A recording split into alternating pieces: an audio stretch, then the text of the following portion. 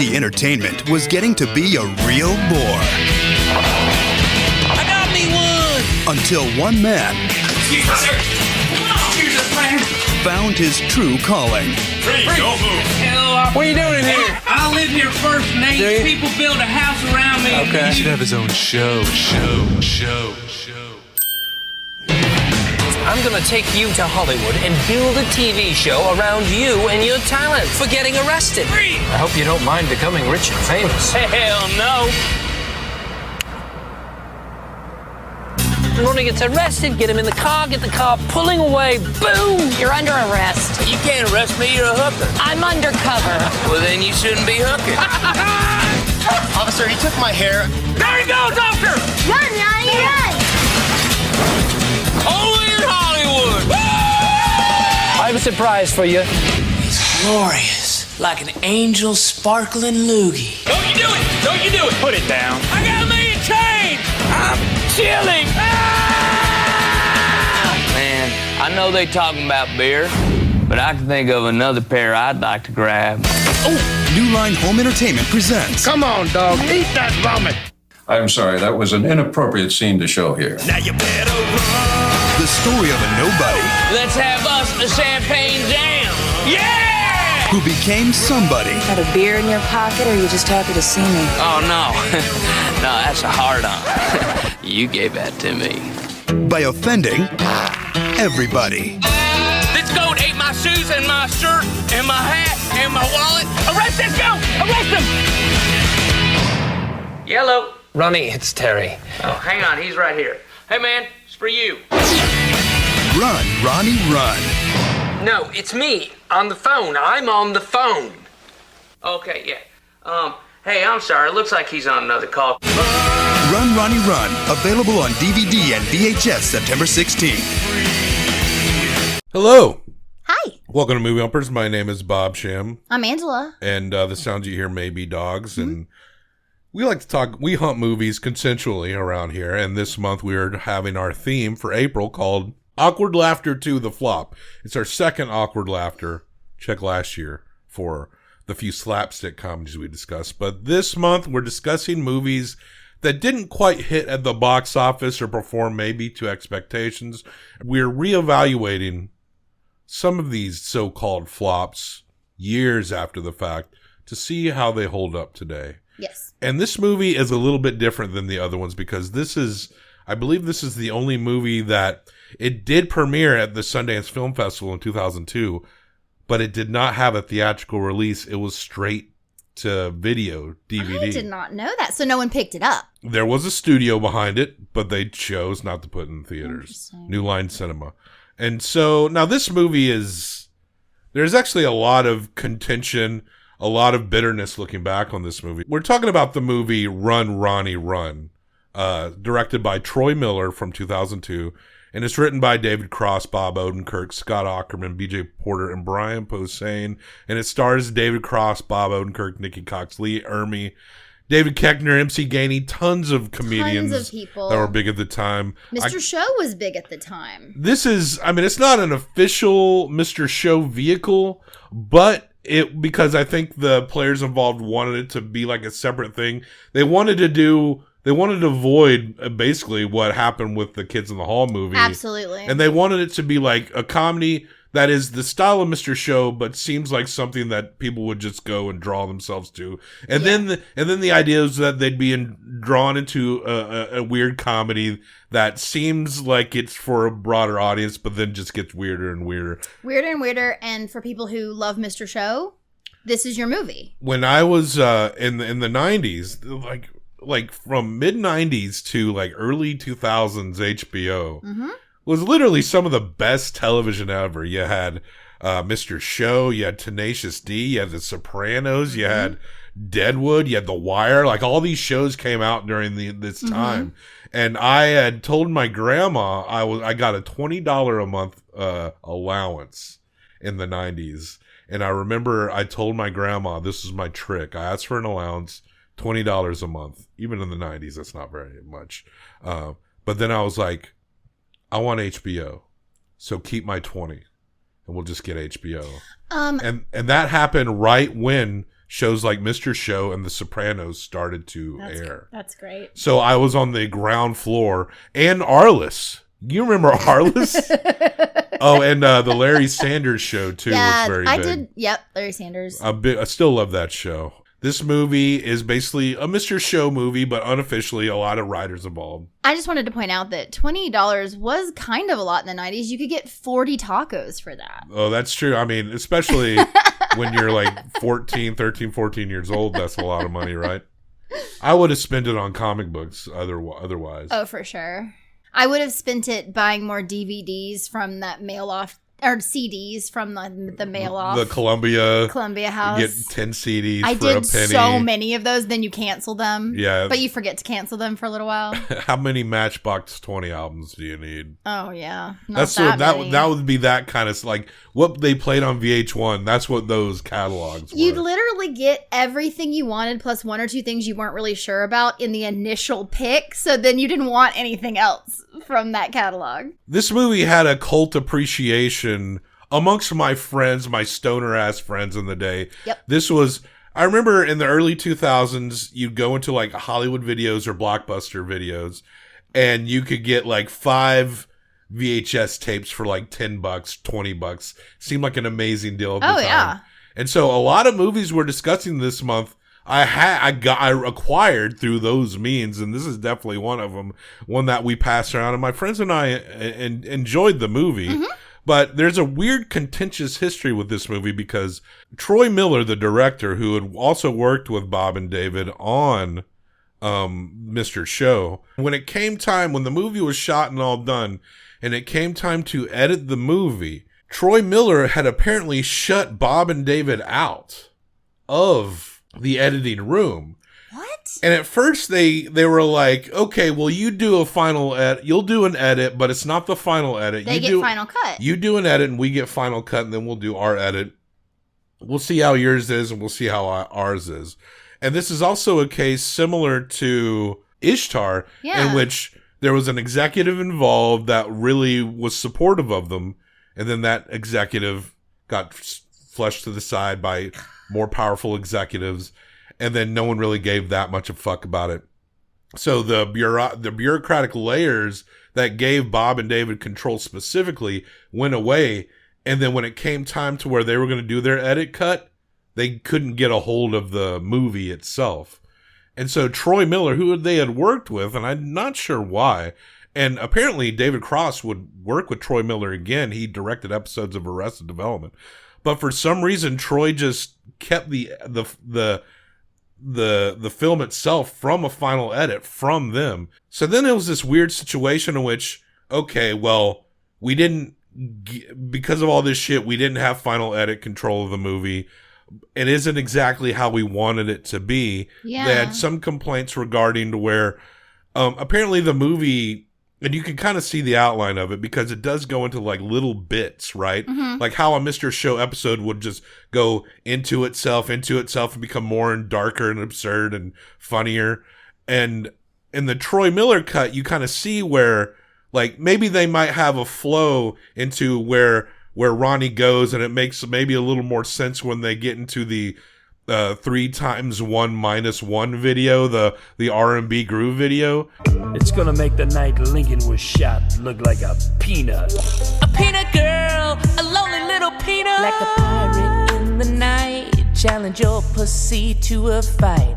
Pussy diddle doo, I stuck my penis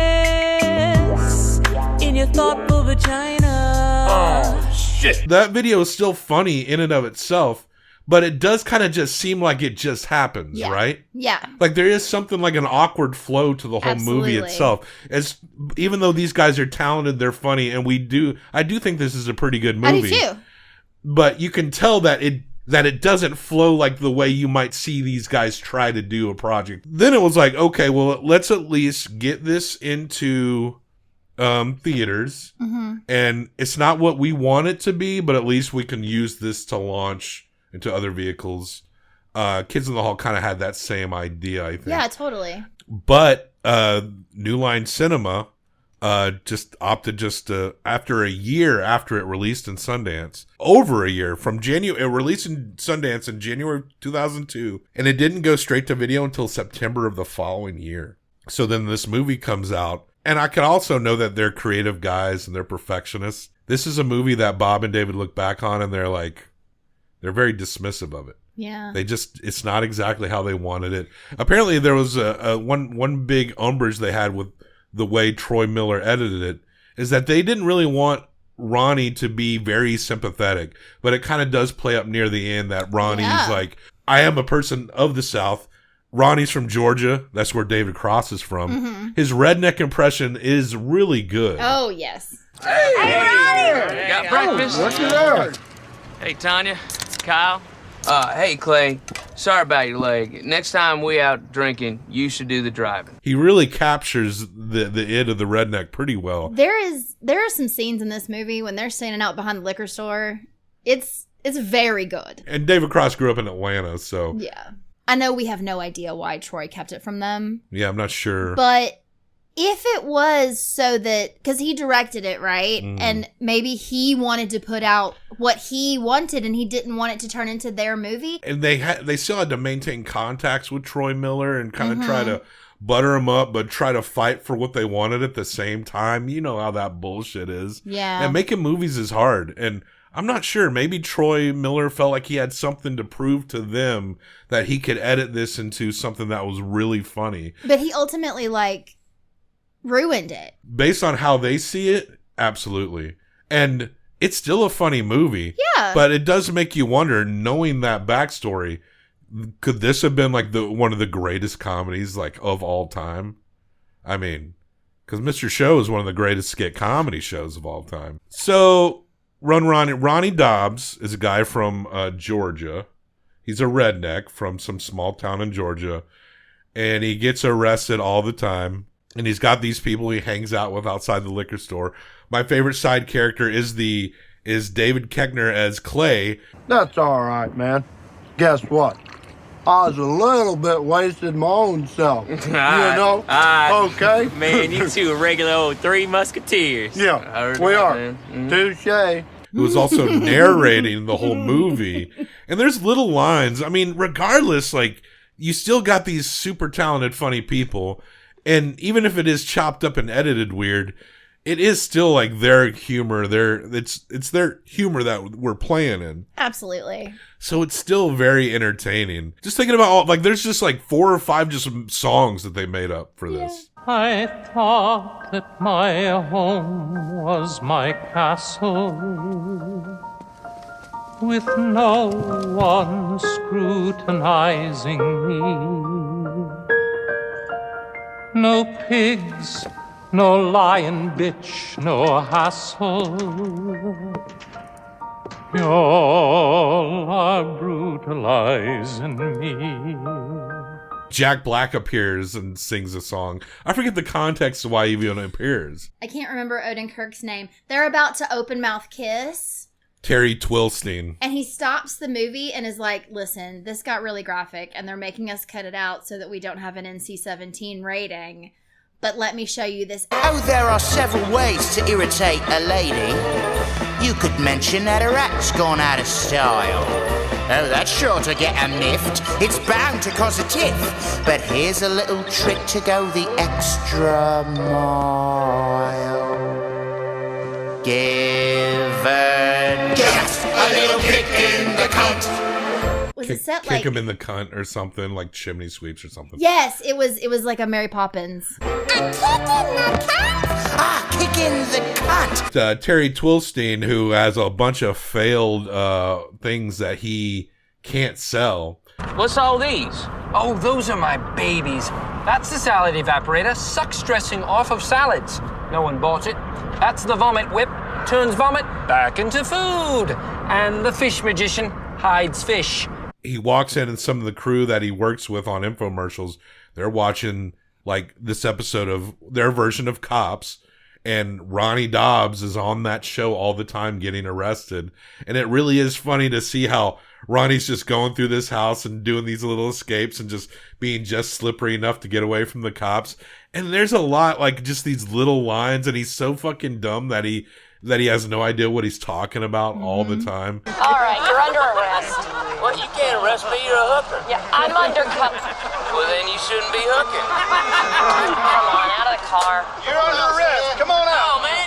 Y'all need to arrest her, man. She's a hooker. Now, Your police department is filled with prostitutions. The narrator, Clay, he's always being, like, hurt in, like, the worst ways by the antics of Ronnie Dobbs. But he always wants to be included. But he wants to be included so bad that he makes excuses for Ronnie. He's like, oh, I was fucked up too, Ronnie. But he's getting the worst shit. Like, he becomes, like, practically paralyzed by the end. Well, he's like a brain in a jar. Yeah, by the very end of the movie, he's gone.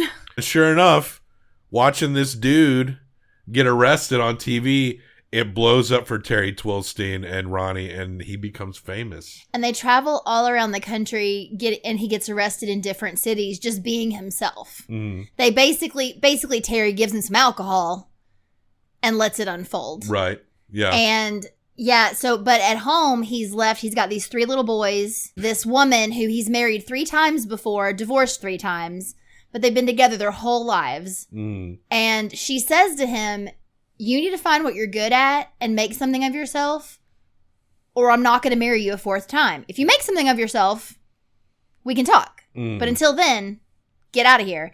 And so the thing he's good at is getting arrested and being a jackass. We get so many fun little things. At one point, Terry buys him this ridiculous house, and they go up to it, and Ronnie goes, Terry, I don't like museums.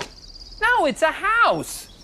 It's your house. There's all this stuff that Terry says that is so homoerotic.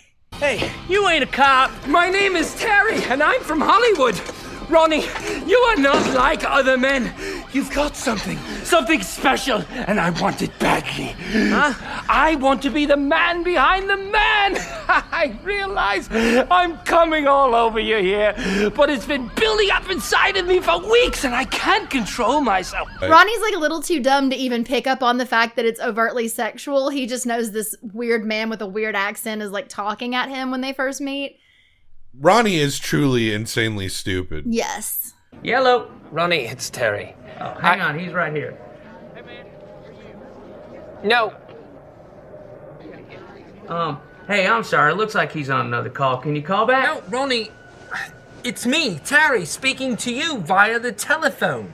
Oh, man. Oh, duh. Okay, I got it now. Okay. Hey, man, how are you? Hey, you know you got a phone call. They have the rise to stardom and then the collapse. And Ronnie, he realizes he's still, this is the sympathetic part, he still loves his baby's, his children's mother. But he's so dumb that he brings her out to LA and tries to make her jealous with Nikki Cox, who was like the beer girl he saw on a display. She leaves again, right? So he goes back to his hometown, he gets arrested for life. And they have to do this whole thing. There's a lot of shit going on, but the policemen in his hometown obviously hate him. If he ever came back, he was going to go to jail. Yeah, he lets Terry take Ronnie out of Georgia with the promise that he'll never come back. Yeah. Almost in a weird way in which the month is accumulating into itself. We get an appearance with Dave Foley and Andy Richter as producers who have to greenlight the show. Yeah. So it's kind of interesting how all these actors are just kind of coming back. Scott Thompson is in this movie. Yeah, you can't even remember the last time I've seen like Laura Keitlinger in anything. She appeared, she's a comedian and she appeared here. She's popular at the time, but I haven't seen her Kathy Griffin? years. Well, we've known what she's been up to over the years. I know, but there's some really funny little moments in this. Yeah, Gary Shandling's in here, the late Gary Shandling. Sarah Silverman's in that producer's room. Yeah. We mentioned Jack Black with the Kicker and the Cunt song. Also, there's like this other spoof of Survivor called Extermination, where when they get expelled from the island, it's got the guy from Full Metal Jacket, the drill sergeant, and when they kick people off the island, they eat them. And apparently Ronnie killed their ratings and got them canceled. So they end up kidnapping the then governor of Georgia's son. The kid really loves Ronnie. I don't know. It's kind of an insane trying to like thread this needle, but this kid ends up like. It is a funny scene where the fat kid kicking ass scene where he's beating up everyone. And the song.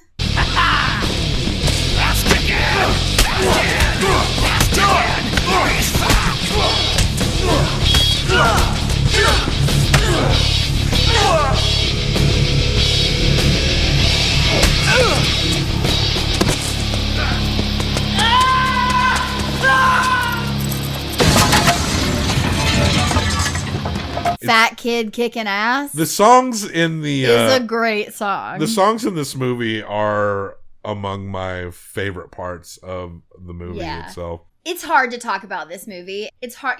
We've talked about this before. You can't really describe funny things. It just needs to be watched. But there are some moments that are just amazing in this. Mm-hmm. It's a good movie. It's a fun movie. It's still a good movie, no matter how Bob and David look back on it. But it's good because of them. Yes, it's because of them. In spite of the editing, however they feel about it, it's still a pretty good movie. Yeah. I mean, we're going to watch Master of Disguise soon, all right? So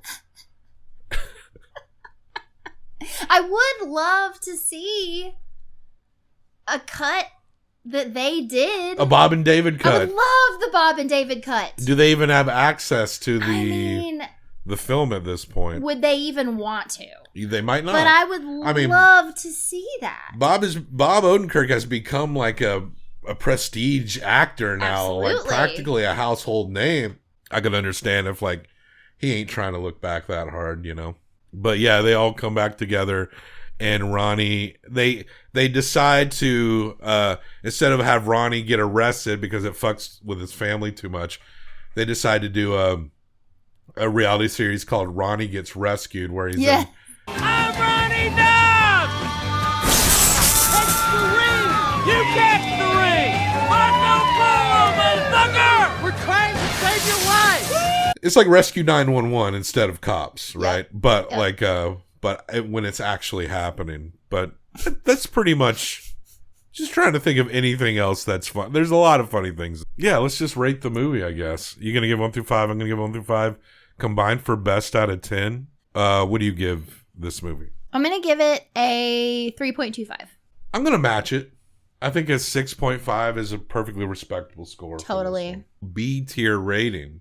Who knows? Maybe the Bob and David cut could be S tier for all we know. For 6.5, Run, Ronnie, Run is right between Pillow Talk and Scream 6. And it shares the ranking with another movie we discussed this month, Little Nicky. Oh, okay. So so Run, Ronnie, Run is at least as good as those movies, if not better. Up to y'all. We did get a lot of laughs out of it back in the day. We found it enjoyable this time as well. Absolutely. At least as enjoyable as Little Nicky. Right? Maybe more so. Honestly, the some of the little small bits of humor are probably sharper in this movie than Little Nicky. That's fine. So there you go. We got a couple of more flops on the way that we will reevaluate, and then we'll be going into a double dose of Lars von Trier, and then we'll be heading towards some deep space science fiction very soon. We got a new link in our link below this video, or in the podcast show notes, however way you're consuming it, where we got a little free WordPress website where you can click on links, tabs to see where we have ranked movies and where they're at as of this recording. We do shift scores around after the fact sometime, but go take a peek, and it's our fun little free WordPress site if you want to see past scores and changes we've made over time. So like, subscribe, comments, corrections. Let us know what you think of Run, Ronnie Run. You still love it in spite of its tumultuous history? It's still good. All right, so let's get out of here. Justice for Ishtar.